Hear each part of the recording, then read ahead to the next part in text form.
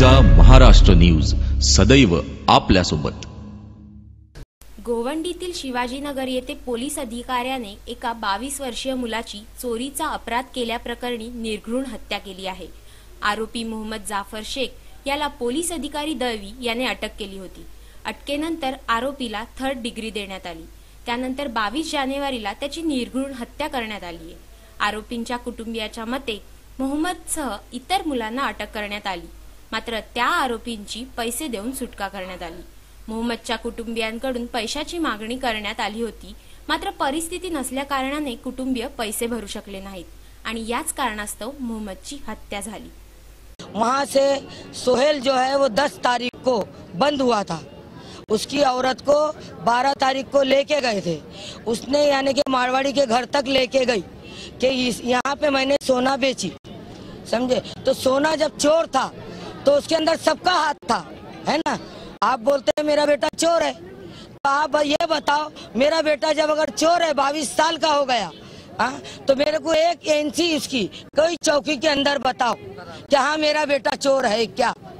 और उसके बाद में मैं जब 5 बजे चौकी के अंदर आई, मेरे बुड्ढे को दलवी ने ऐसा धक्का दिया, चल गांडू बोले उधर बैठ। क्या तेरे बच्चों को यही सिखाता है चोरी करना? हाँ, मेरे को तुम बोल रहे पैसा दो, मैं गरीब कहाँ से दूंगी, मेरे पास कहाँ से आएगा। या संदर्भातील पोस्टमॉर्टम रिपोर्ट्सही अजून आले नाहीत, मात्र जाफरच्या कुटुंबियांनी या अन्यायाविरोधात आंदोलन सुरू करण्याचा इशारा दिला आहे।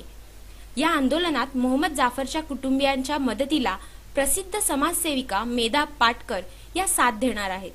पोलीस ठाण्यामार्फत अशा प्रकारचे गुन्हे यापूर्वीही करण्यात आले आहेत। तसेच लवकरात लवकर यांना न्याय मिळावा असा इशारा मेधा पाटकर यांनी दिलाय। कायदा आणि सुव्यवस्थेचे रक्षण करण्याच्या ऐवजी उलट गरिबांनाच लुटत राहतात आणि स्वतः कायदा करण्यासाठी गरिबांना मदत करत राहतात।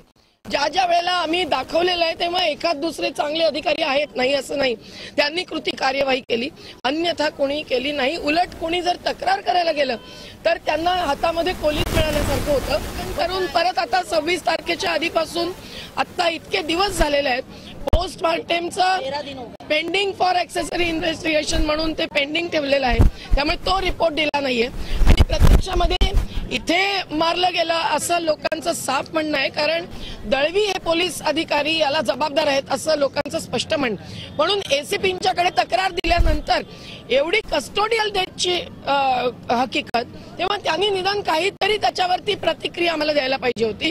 जर चौकशी करायची होती तर कुठे चौकशी, केव्हा, ते करायला होतं। आणि चौकशीमध्ये एवढा गंभीर आरोप असताना प्रथम त्या अधिकाऱ्याला निलंबित करायला हवं होतं।